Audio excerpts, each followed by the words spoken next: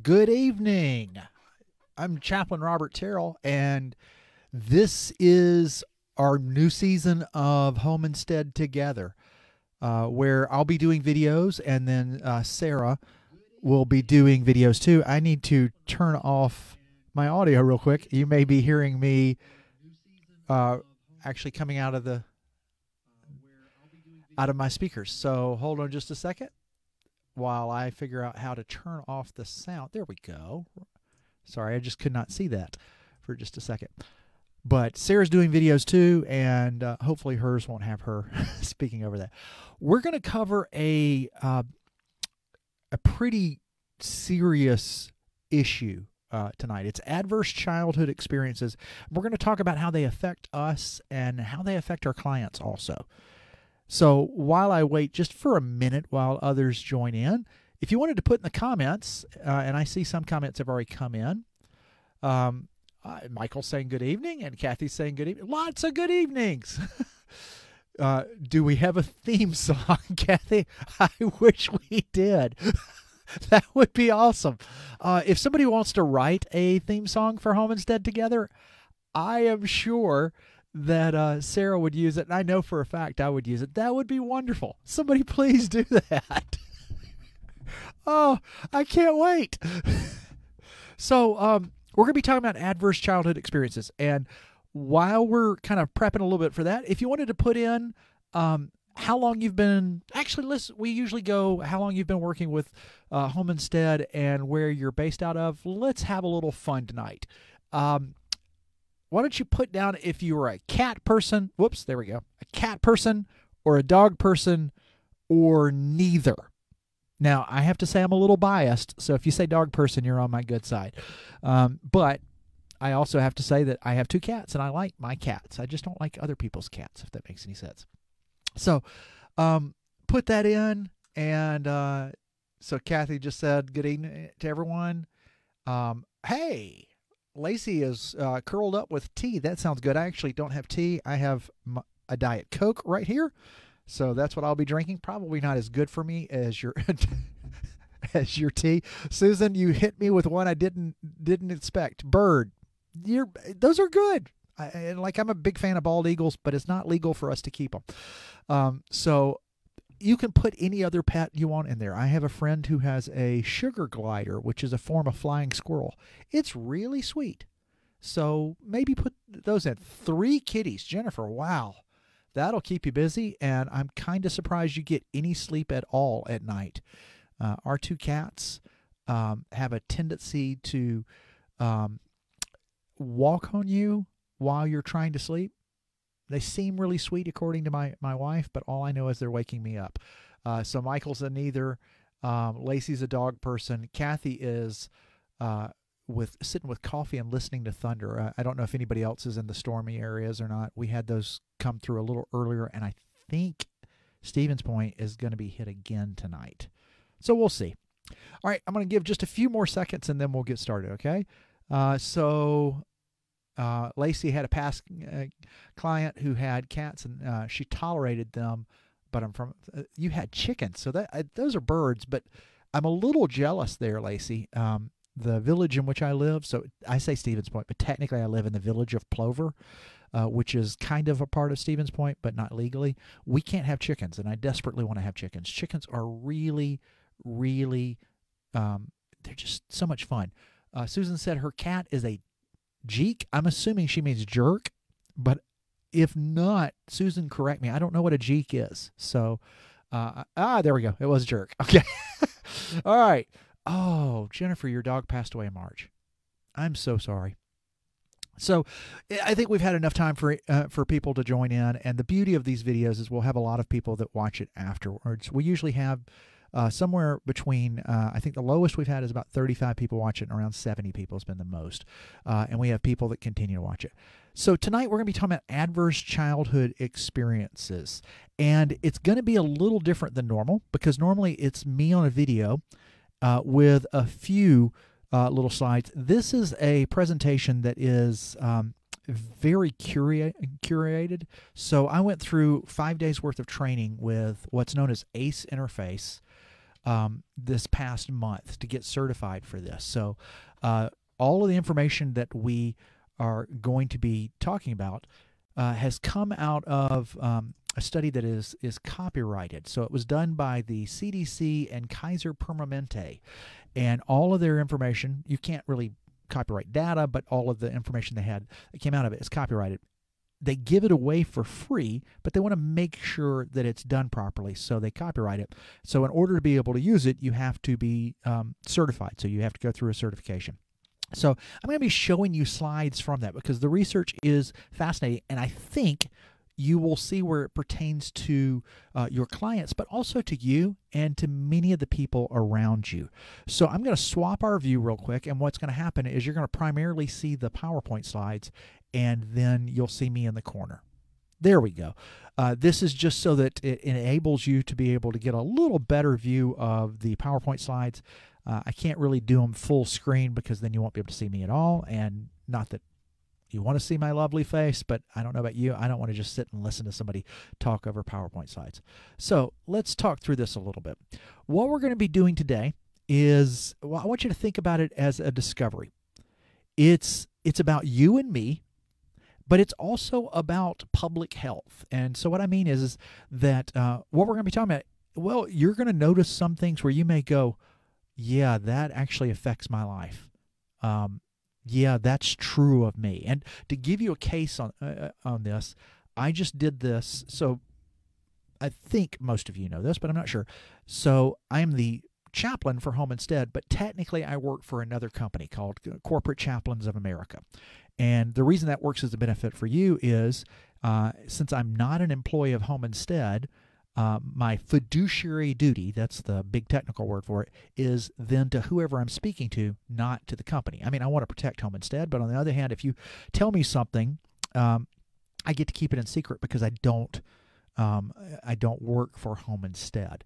I work for Corporate Chaplains of America, and they bring us on knowing that we'll protect your confidentiality. Other than, and I always have to say this, other than if you tell me you're going to hurt yourself or someone else, or if a child has been abused or will be abused, but those are both cases I think you would want me to share that information, and I don't share that with the company, I share that with the authorities.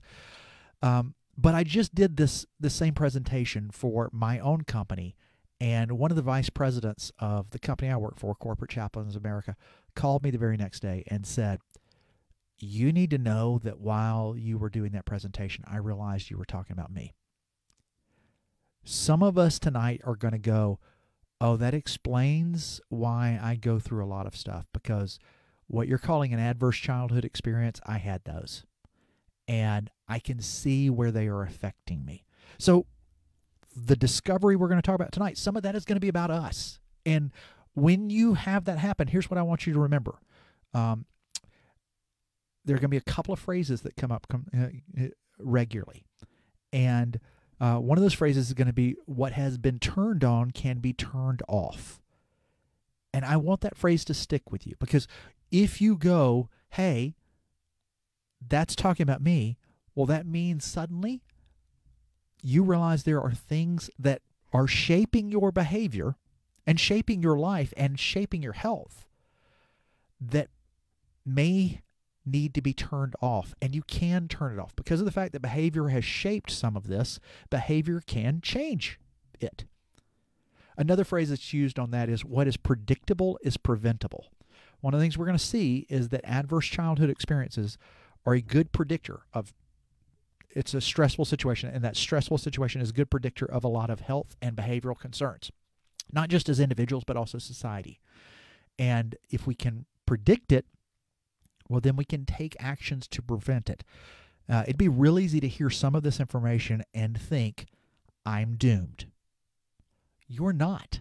I mean, this really should be a message of hope. Don't think, oh, this stuff happened to me and I'll never be able to correct it. Instead, realize this stuff happened to me, and since it happened to me and it's changing some of my behavior as a result, I can make choices to change that behavior in a more positive manner. So it's a story of discovery about us, but it's also a discovery about society. Because one of the things we're going to find is that these adverse childhood experiences Well, they are affecting our entire society. I want to start off, though, by telling you a story, okay? I first got interested in adverse childhood experiences because of a meal that I go to. Now, this may not be true where you live, but it is true in lots of places where there is a community meal that takes place. And in this case, the community meal that I'm a part of is a meal that is known as the Place of Peace. It's just been around for about 50 years. Was started by the Catholic Workers Association, and then they actually stopped existing here, and the meal continued. So it's now supported by a nonprofit that's known as Evergreen Community Initiatives, and that meal is open to anybody. Anybody can come to it. But what that means is the people who primarily come, they primarily come because they need the meal or they need the social setting. So you have people that either can't afford food or for some reason they don't connect to people, and this is a way that they can connect to people. Now, that's not true of everybody. I was asked to come there because they were like, we want a pastor to be a part of this meal, to just be there to pray for people. That's all we want. That's your entire job, is eat the meal, sit down and talk with people, and then pray with them. So I've been here 14 years now. I found out about this meal after my first year. So about 13 years now, I've been, quote, the pastor of Place of Peace. It's not a church, so they don't really have a pastor, but they call me their pastor. And over 13 years, here's what I've seen. I saw people that were there when I first started who were at 13, that their kids came with them, and after a while, their kids had the same issues they had. Some of them were dealing with addiction. Some of them were dealing with mental illness. Some of them were dealing with other situations. And what we're beginning to see now is not only are their kids experiencing the same detrimental effects that they were experiencing, but now their grandkids are experiencing those too. I am seeing 3 generations just in my time period there, okay? And others have seen more than that. Over 50 years, they've seen multiple generations. And, well, these people come from a very diverse makeup. I know people there who have their doctorates, and I know people there who didn't graduate high school. I know people there who make a lot of money, and I know people there who are surviving on the absolute edge and living in a tent village. It's not their socioeconomic status that they have in common. What so many of them have in common is, well, when you hear their stories, you find out that their childhood was generally full of stressful situations. Just stressful situations. And that's what this study that I'm talking about tonight focuses on, is that our stress affects our body, and all the more so when these stressful situations happen in our childhood. Now, the way the ACE interface study brings it up is that a memory of our experiences is stored within our bodies. Specifically here. So, adverse childhood experiences deal with adversity and trauma. And what has been discovered is that these adverse and traumatic experiences can reliably predict the rate of mental, physical, behavioral, and productivity issues.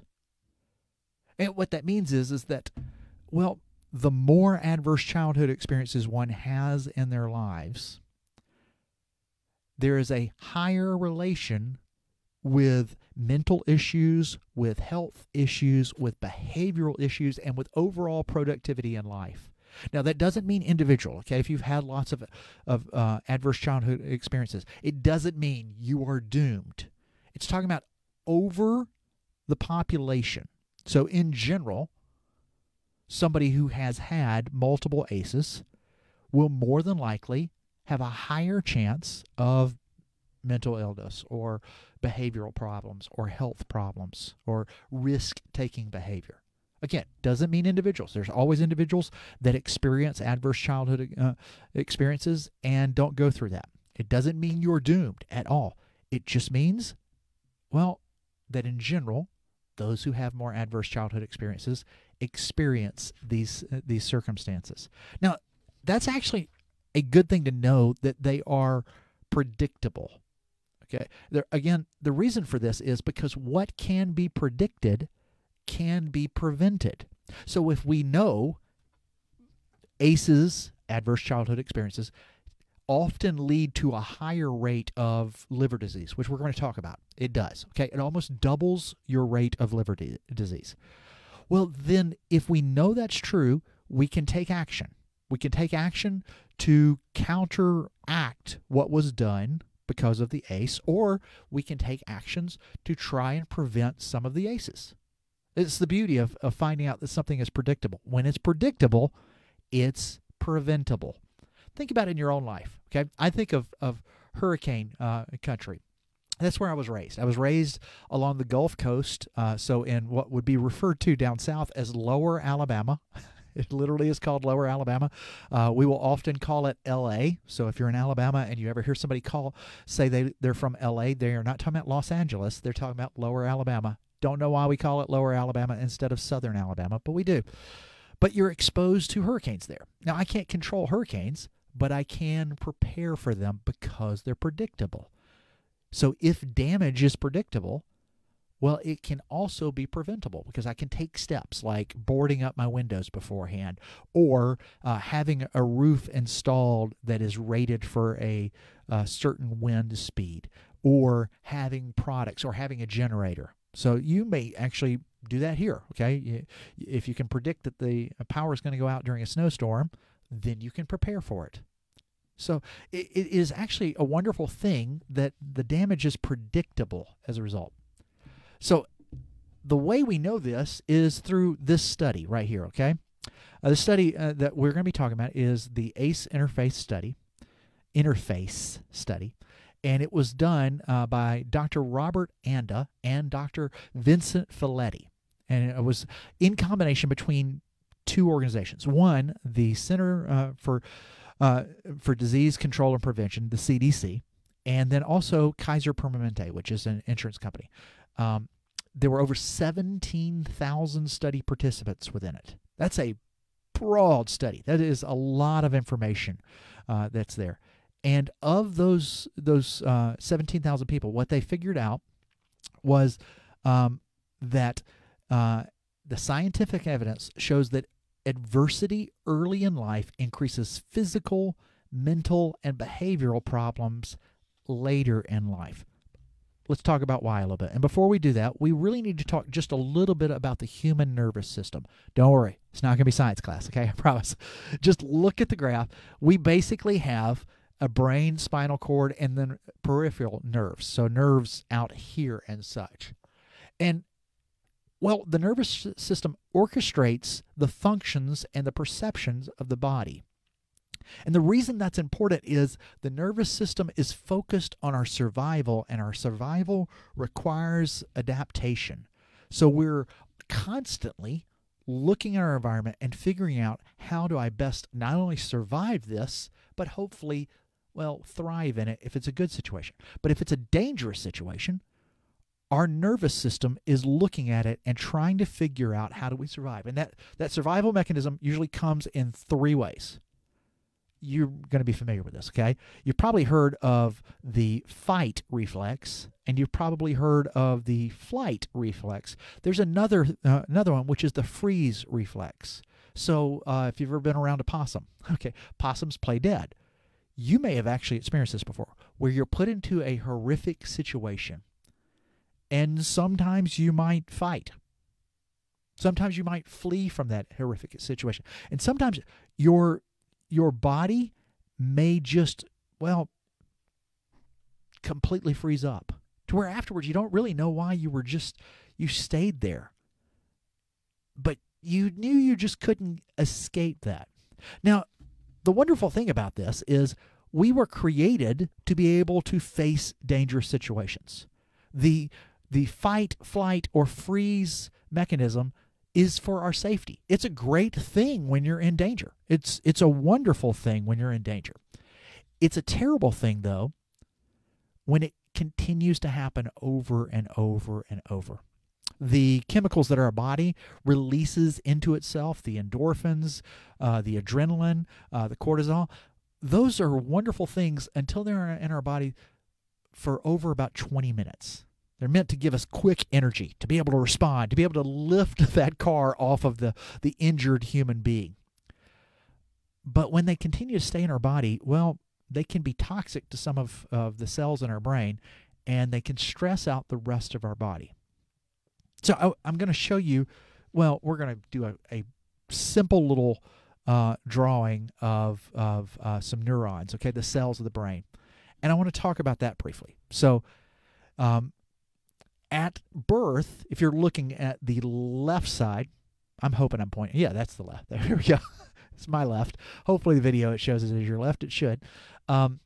If you are looking at the neurons in the brain at birth, you see how sparse that is right there? It's because, well, the lines you see are synaptic connections, because our brains operate off of connections. You have all of these cells that are constantly wiring and making connections in and of themselves. The more connections you have on certain areas, the better. Okay? Not always the more the better, but in certain areas. And so at birth, you don't have a lot of connections. And what happens is our nervous system experiences the environment, and as a result of the environment and its experience, it makes connections for what is good. Okay, so what helps us in that experience is what connections are made. So if you went from that to elementary age, you're going to see in the drawing where there's suddenly a lot more connections. Now that's a good thing. That should happen. But what you're probably, noticing as a puberty is that some of those connections have been lost. That's called pruning. I want you to think about this.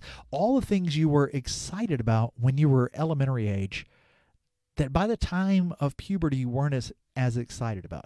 That's not a bad thing. What's happening is you're beginning to focus on, these are the things that really matter to me. And your connections for those things, they grow incrementally. But other things, well, you're not as interested in them, and so your brain begins to go, I have limited resources, and it prunes out those connections. Some of you, well, you may have learned a foreign language in school that you never, ever used again. And you probably don't remember much of it. There's some math that I learned in high school that I was really good at. And then, well, my kids needed it 20 years after the fact that I'd studied it, and I didn't use it very much anymore. I use math, but not this math. Specifically, this was trigonometry. I don't use trigonometry in most of my daily life anymore. It was really hard for me to be able to explain it to them. As a matter of fact, I had to relearn it in order to do it. Those connections have dropped. This is normal activity. So you want there to be growing connections between birth and elementary age, and then growing connections, but also some pruning that happens during puberty. But all of this is shaped by your environment. All right, the reason this matters is think about what type of connections you're growing.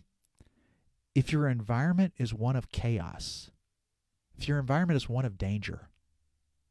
Matter of fact, here, let's look at this next slide right here. We're going to consider two children, okay?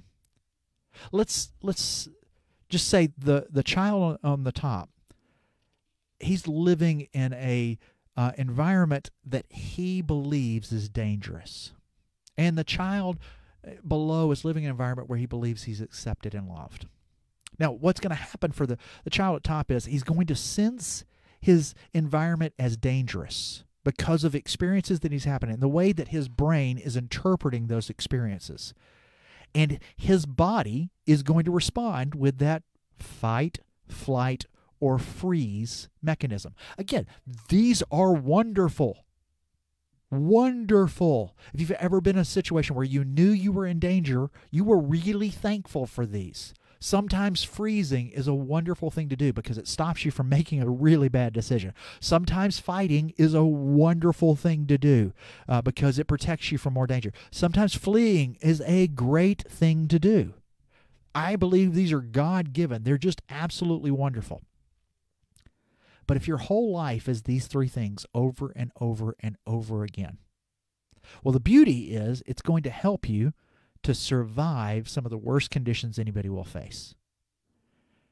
The danger is going to shape how you view all of life. How do you think the child that is in the dangerous situation is going to view life? How do you think he is going to view strangers? How do you think he's going to view someone who tries to give him a hug? So a family member that should be giving him a hug. How do you think he's going to view the new? How do you think he's going to view authority figures? See, our lives are shaped by those perceptions of our experiences that we have. And some of you may be here. Some of you may have had so many adverse childhood experiences in your life where your life was full of danger all the time, where you were constantly going, do I fight this time? Do I flee this time? Or do I freeze? And you probably sense that it still shapes, well, how you experience anything. Now consider the child that was raised in the loving environment, where that child felt safety, where that child was surrounded by people who cared for him, a process of life that was good for him, and where he or she saw there was always a possibility. Now, one of the things that the ACE study pointed out was, what they say is they survive the best conditions, are vulnerable in the worst. The people that are vulnerable in the worst conditions are those who have had the best lives quite often. Think about it. If you're going to be scammed, you're going to be scammed because you're used to trusting people. It's not just because of the fact that some people would say, oh, they're gullible. It's not gullible. You're raised in such a situation that you can generally trust people. And so therefore, when somebody comes to you, you're going to trust them. You know who's not scammed? The person who's raised in a situation where you never trust anybody. But it also means that, well, there are times you need to be able to trust people. And when you can't trust them at all, you're not going to be able to experience those wonderful times. These things shape how we live our lives. Now, I want you to consider for just a second, what are some professions and situations where it might be a good match for a person who tends to be edgy, hypervigilant, emotionally detached, or quick to act, which are many of the characteristics of people who have a high number of adverse childhood experiences. They often are edgy because they're always looking for where's the next danger coming from. Hypervigilant, again, always looking. Where they're emotionally detached, because if you really just pour into somebody and trust them, they're the ones who hurt you. I heard on a TV show the other day, it's the hope that kills you. Well, people with a lot of adverse childhood experiences have kind of trained themselves quite often not to hope in anything because that's what hurts. So therefore you detach. Or really quick to act, to just assume the worst about somebody and just respond. What are some situations or jobs where that might be a good situation? Think about it and comment on it. You probably know some. To be completely honest, when they were training me on the presentation for this, and I was going through all the research, they even said, they were like, yeah, we're going to change the slide on this because we give this away with the photo. Being a firefighter is one of those situations where it's a good thing, actually, for you to think at any given moment the roof could collapse upon you. But it's not a good thing for us that are not firefighters to think that the roof could collapse at any moment. There's a storm that's going to be happening tonight in my area. I say that. Supposedly, there's a storm. It's not a good situation if I spend the whole night in fear that the roof is going to collapse on me. Kathy just mentioned emergency room personnel. Thank you for mentioning that. See, you want to be able to sleep at night. So what happens is our adaptations, well, they're good until they pound up against social expectations. And here's what I mean. I want you to think about the child again that was raised in a dangerous situation, who has been trained to think of every circumstance, every change is probably being something that's negative to them. When they go to school and they are suddenly bossed around and said, you have to sit here and we want you to sit in this one spot and you're going to have to listen to me. Quite often what happens is all of their past experiences that they've learned to adapt from, well, they're now fighting against that expectation that we have of them socially. Our biology collides with the social expectations, and we run into trouble as a result. Diane just mentioned that her son is a first responder in quick thinking, which is a wonderful thing. I have a really good friend who is an EMT, and you want him to respond not negatively, respond fast to the worst circumstances. But, well, he'll tell you that one of the dangers he faces quite often is he always thinks whatever the circumstance is, it's going to be the worst circumstance. That's one thing for a grown adult who realizes it's happening and therefore can counteract it. It's another thing for a child. Lacey just mentioned that she thinks home givers can qualify for much of this. Okay, for much of this. You are facing adverse childhood experiences all the time. Now, as individuals, one of the things we need to remember is that the adverse childhood experiences we affect, that maltreatment, and we're not going to go into this much because this is a part of a 6-hour study and we don't have enough time for that. Well, its effect on us is dependent on 3 categories. Okay, one is the type of maltreatment. So, case in point, sexual abuse is something that happens to both males and females. It is much more detrimental on a female than it is on a male. Doesn't mean it's not detrimental on a male. It is, okay? But statistically, it has a larger effect on a female than it does on a male, typically. Now, there are some individuals, female-wise, where it's going to have a smaller effect, and some individuals, male-wise, where it's going to have a larger effect. These are generalizations. But the type of maltreatment matters, and the gender. So, again, effects on the ego quite often have a very negative effect on the male. So if you're putting them down, all of that happens. And then also with age, there are some types of abuse that are much, much worse at younger ages than they are at older ages, and vice versa.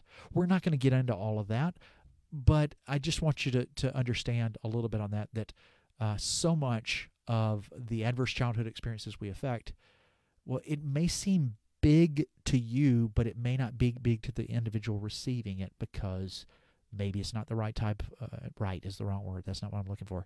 It's not that detrimental type of experience to them as much as another experience might be. But those experiences affect us in a lot of ways. We talked briefly about how neurologically it affected us. Remember the connections? Okay, so the neurons in our brain making connections. So if those adverse childhood experiences are happening, and they are happening in a way that affects our gender or affects our age, it's affecting the connections that happen and the way we view the world, whether we view it as a place that's safe or as a place that's dangerous. But it also affects the way our genes are interpreted. So we're going to talk briefly about what's known as epigenetics. So you have genes in you, and some of those genes will say there's a greater possibility of addiction or not. And what needs to happen is for that gene to be turned on or turned off. Epigenetics is the study of how our genes are interpreted and how behavior affects that interpretation, i.e., certain behaviors will turn certain genes on. So in my family, there's a history of alcoholism. It probably means, I have not had a genetic study to know this, but it probably means that in my genes, there is a certain pattern that is more addictive to alcohol. I don't have a problem with alcohol. I never drank because of the fact that I knew there was a problem with alcohol in my family. But with epigenetics, what could happen is there's certain behaviors that might flip that switch on to where I go towards the alcoholism much greater. If you look at this graphic, you're going to see the histones that are mentioned there. So you have the chromosomes, and chromosomes are tightly packed DNA. And then the histones, if you look, they're little orange things that are put in around the wraps. What's happening is those chemicals are turning on or off certain parts of your DNA. So again, going back to my family, maybe there is a greater likelihood of addictive behavior because of a gene, but behavior can turn on or turn off that DNA sequence. And the reason that matters is if it's turned on, suddenly it becomes much more difficult for me to say no to addictive behavior. And if it's behaviorally turned off, because suddenly those around me start treating me in a way that doesn't produce these chemicals, and I don't have these histones that are interpreting the way my DNA is understood in my body, if it's turned off, it becomes a little easier for me to avoid addictive behaviors. So epigenetics is that study. And the beauty of this is that one of the things we know from epigenetics is they can be passed down. So I'm going to talk to you briefly about a study that was done. It was done with a group of rats. And this was all about epigenetics. And again, this is not changing your DNA. It's changing the way your DNA is interpreted by your body, because our DNA has to go through what is commonly referred to as translators that basically read out the DNA and go, oh, this is what we're supposed to produce as a result. Well, what happened with this study with rats is they exposed one generation of rats to the smell of cherry blossoms, and when they exposed them to the smell of cherry blossoms, they shocked them in order to make them afraid. So every time that scent came, now I'm not going into the issues of animal abuse here and such. This was a study that was done. I had nothing to do with it. I just know the result of it. They trained these rats to be afraid of the smell of cherry blossoms, because when that smell happened, they knew that a shock was going to happen. So eventually what happened is that the smell of cherry blossoms would cause the rats to huddle in a corner in fear. Then they bred the rats. They bred the rats with the sole purpose of then exposing their offspring to the smell of cherry blossoms. So they got their offspring, put them in an entirely different environment, and exposed them to cherry blossoms, and suddenly those rats began to act in fear. They began to huddle together, began to have nervous reactions, something that they didn't do with other smells, and something that their parents did not do with cherry blossoms before they were trained to associate the smell of cherry blossoms with fear. These epigenetic triggers, again, the smell of cherry blossoms is not a bad thing. I love it. But what happened with these rats is the epigenetics changed the way their DNA was interpreted, to the point that the smell of cherry blossoms caused fear, and that was literally passed down to their offspring. This is affecting generation after generation. And that's where it goes from talking about us as individuals to talking about society.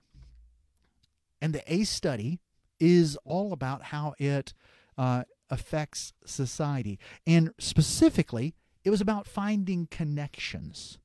So most other studies that dealt with trauma, they dealt with one type of trauma. And the difference is that the ACE study, well, it focused on childhood adversity for a range. Now, here are the actual ACEs that they're counting, okay? I want you to look at that for a second. This was done from the initial study, which was all middle-class people. And I'll tell you why I mentioned that in just a second.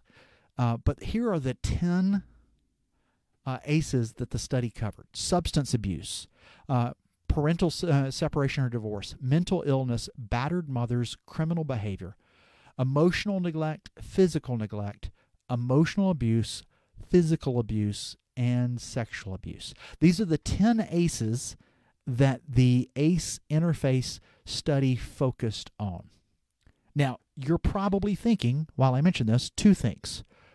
One, you're probably counting, how many of these do I have, if I have any? If you're like most people, you're considering it. And we're going to talk about what these mean. The other thing is you're probably thinking is, well, there's some others that are left off that. And you're right. There are. Okay. For one, being a Chicago Bears fan is not mentioned on there. Go Pack Go. But there are other adverse childhood experiences that are not mentioned on there. These were 10 of the most common, and they focused on that. Doesn't mean that the others don't have an effect. These were just the most common, and the study had to bring it down to a certain number to be able to really focus on it. And the ACE study focused on, well, what happens when there's multiples of these? Now, the percentage, Diane, thank you. I'm glad you liked that. The percentages that are there for this reason. I mentioned that the participants in the original study were mainly middle class, because of the fact that often what happens is people will look at these 10 ACEs and will think that they are associated with people that come from a certain socioeconomic level. And what the ACE interface study found out was that all socioeconomic levels, so all educations, all income levels, all cultural levels, have these. Now, there are some groups that have them a little more prevalent, but they are common among all. So this is not a result of a lower income or a higher income, not the result of a lower educational level or a higher educational level. All of these. Lacey just put to-do list is to find a therapist. Lacey, again, I want to come back, and I'm not sure if you're saying, I have a lot of these. What is predictable is preventable. What has been turned on can be turned off. Okay. If you see yourself in this list, the stuff I'm about to share with you, don't let it freak you out, because, well, we don't have as big a cockroaches up here as I do in Alabama. I say as I do in Alabama. I don't live in Alabama anymore. I live in Wisconsin. But I was raised where there were cockroaches the size of my fist. And when you turned on the light, that's when they all scattered. One of the beautiful things about us coming up and being open with our ACEs is this type of stuff, it thrives in darkness. It thrives in hiddenness. And one of the ways we defeat it is by beginning to be open about it, by saying, this is the abuse I went through. This is what I saw with my mom. This is the neglect I experienced. That's one of the ways we begin to turn off certain behaviors. So these ACEs are important, but acknowledging them is the first way to begin to counteract them in our lives. One of the things that the ACE study found out was that, well, here, I'll just show it to you. Now, this says a dose-response relationship. We're going to talk about some health problems that have been associated with adverse childhood experiences. And what they realized with this was that there was a dose response. Now, think of like medicine that you receive. You take one pill. If you had a headache, you take one pain reliever. Unless it's really bad, then you take two. So what they discovered is if you have one ACE, your chance of having certain health problems goes up, as you can see on the graph. If you have two ACEs, I said three there. Apparently I can't count anymore. If you have two ACEs, your chance goes up a little more. If you have three ACEs, it goes up a little more. There's a graded response. The greater the number of ACEs you have, the greater the likelihood of some of these health and behavioral issues. Again, doesn't mean you're doomed to have them. Means you have to watch out for it. That's why it's called a graded response. What they realized was that you could look at these things and go, oh, this group is more likely to experience this problem, so we need to work on that. We're going to look specifically at liver disease right now, okay? So this is what they found from the 17,000 people that they did the study with. So if you had no ACEs, which is about 32% of the population. So 68% of the U.S. population, according to this research, has at least one ACE, at least one adverse childhood experience. That doesn't mean one time. It means they experienced this to the point that their body responded to it. That could be one time. It could be multiple. So like neglect is something that happens typically not just once, but happens over a lifetime, whereas sexual abuse may happen just once. So it may happen more, unfortunately. And both of those are bad. But if you had one ACE, there was a jump in your chance of liver disease, but not a dramatic jump. If you had two ACEs, it went up a little more. But if you look, by the time you hit 4, you are almost double the chance of having liver disease. That's significant. And that's with everything else being the same, lifestyle being the same, diet being the same. This was directly attributable to that. This is what got them really interested in ACEs from a public health concern. They focused on the fact that ACEs are common, interrelatable, and powerful. That high ACE scores in a population, well, they indicate that that population has an increased risk of multiple health and social problems, and that they can be passed down. So there's an intergenerational transmission of ACEs. So I have ACEs that are affecting my life, and they are affecting me in my health and my social issues, and then I pass them down to my children, and things can get even worse. Epidemiologists have found a attributable risk increase of ACEs to the following. I'm going to show you what's jokingly referred to as the oil spill. You'll see why it's called the oil spill here in just a second. But it talks about all the things that are directly attributable to adverse childhood experiences. Look at that for just a second. Marijuana use, 54.3% attributable to adverse childhood experiences. Alcohol, binge drinking, 32.5%. Tobacco, 36.7%. Asthma, 22.2%. Recent depression, 40%. Suicide, 67%. Life and dissatisfaction, 67.2%. Disability interrupted day, 52%. Anxiety, 55.7%. Do you understand why this would be a public health issue also? I want you to think for just a second. If we could just bring down adverse childhood experiences by 25%, just a quarter, think of all the money that would be saved in our society, all the lives, even more importantly, that would be prevented from damage just from looking at this oil spill. Because, well, anxiety and alcohol binging would drop down as a result of that. Just by working on how people understand adverse childhood experiences, trying to stop them if we can, but also helping people to understand maybe I'm not responding because this is what I want to do, but I'm responding because this is how I was shaped. My brain was told this is a dangerous situation, and I'm finding ways to cope.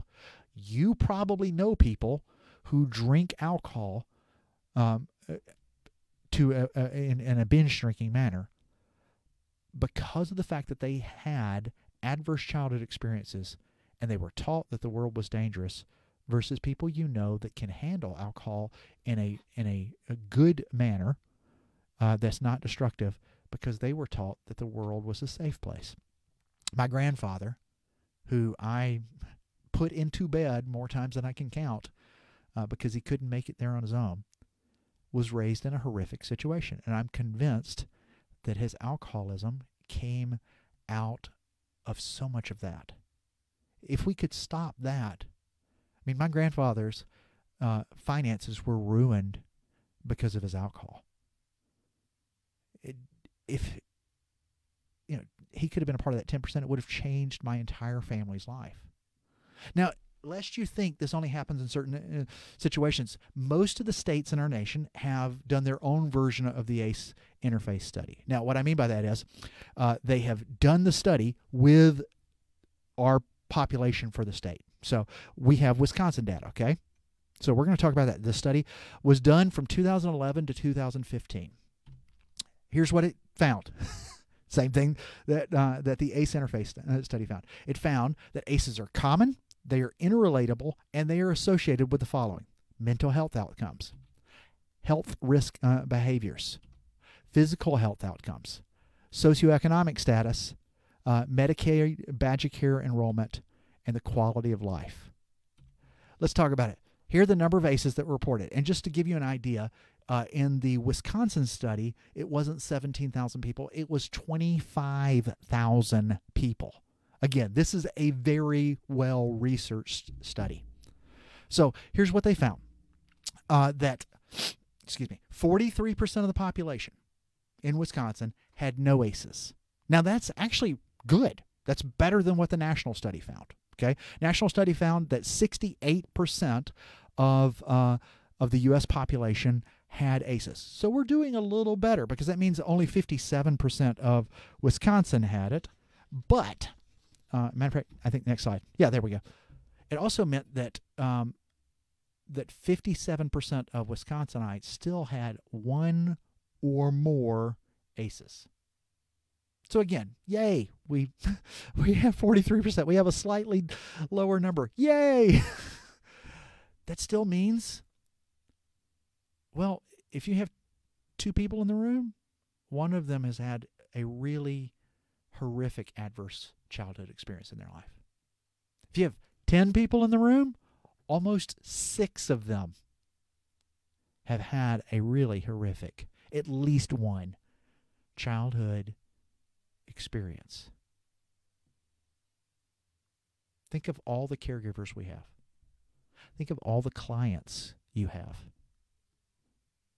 Some of you, not many, there are a few of you who have 10 clients, but not many. If you have 10 clients, statistically speaking, 6 of those clients are dealing with issues that came from their childhood.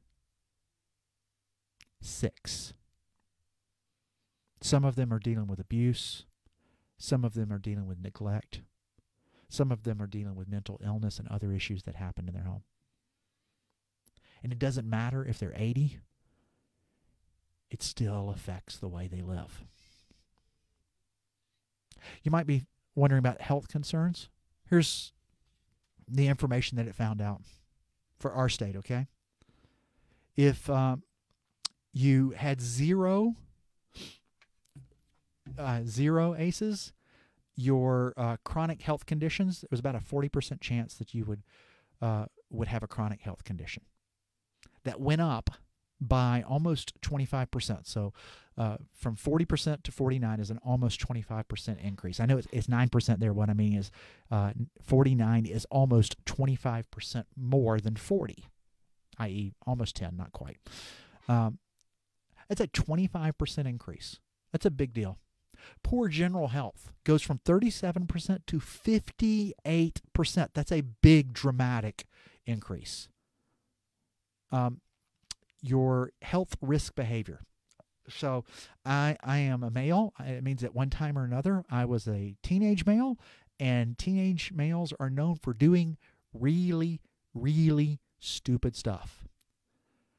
When you don't think you have much to live for, we have a tendency to make even more risky decisions. You may know people who died doing something that you know anybody who thought about whether or not this is really risky or not would not have done. The chances of that, again, it doesn't get rid of all of it, okay? There are teenage boys everywhere that are always going to do some really stupid, risky thing. But the chances of them doing something risky increases dramatically. So 34% if you have no ACEs, whereas if you have 4 or more, you're at 54%. Here's the one that got me. Mental health. Chance of you having a mental health issue if you have no ACEs is 9%. The chance of you having a mental health issue if you have 4 or more is 37%. Think of that. 37%. That's a 4-fold increase. 4-fold. If we could drop down ACEs just by 25%, think of the number of people that would not deal with mental health issues just as a result of that. Think of the lives that would be changed. Again, the reason I bring this up is because this type of stuff thrives in darkness. There's so much shame associated with adverse childhood experiences. Again, you may have been realizing some of this talks about you and feeling shame as a result of it. It's the reason that I wanted to talk to you about this. Albert, the president of Home Instead, has just become really passionate about adverse childhood experiences and how we could change it, realizing that so many of the people that we are surrounded by have these, and this affects our lives. And the reason I wanted to talk with you is after talking with Albert about it and then going through some training myself, I wanted to get the training myself, to be able to walk you through some stuff for us in the near future, to be able to talk about the changes we can make for the behavior we have personally that comes out of adverse childhood experiences, and also the way we can encourage our clients. So Michael just mentioned that, he said, it's very true.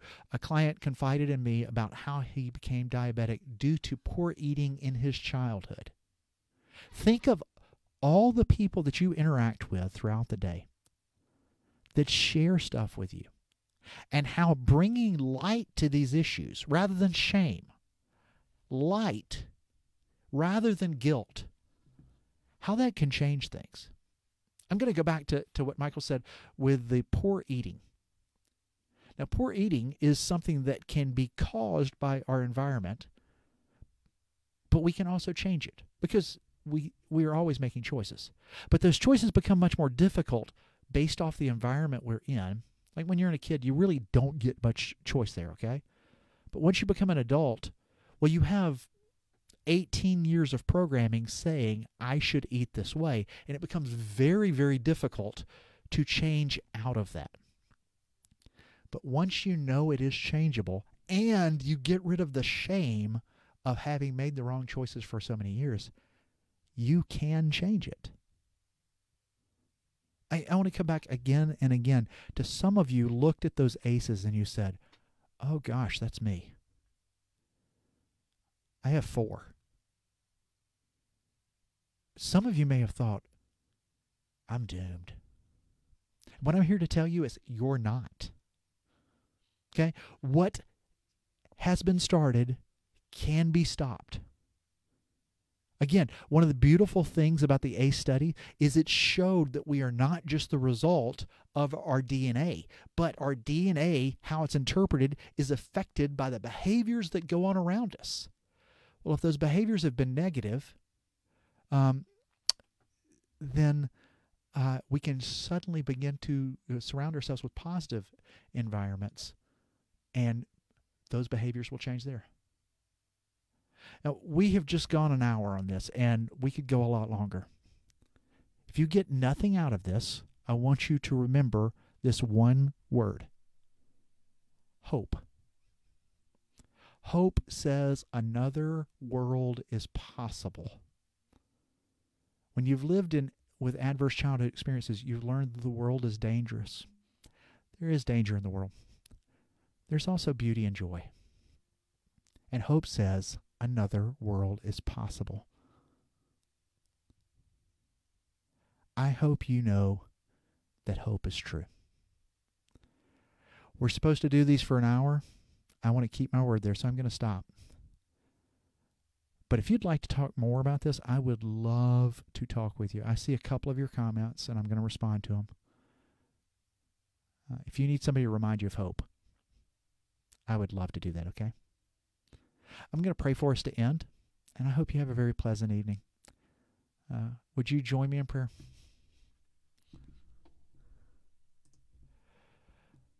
Most gracious God, I know there's evil in the world, but I believe you've overcome it. May we experience your hope and your joy. I pray this in your Son's name. Amen. Ladies and gents, know that there is hope. Know that you are not doomed by the experiences you've had in your life, even though they do affect you. And know that you're cared for, okay? Have a good night.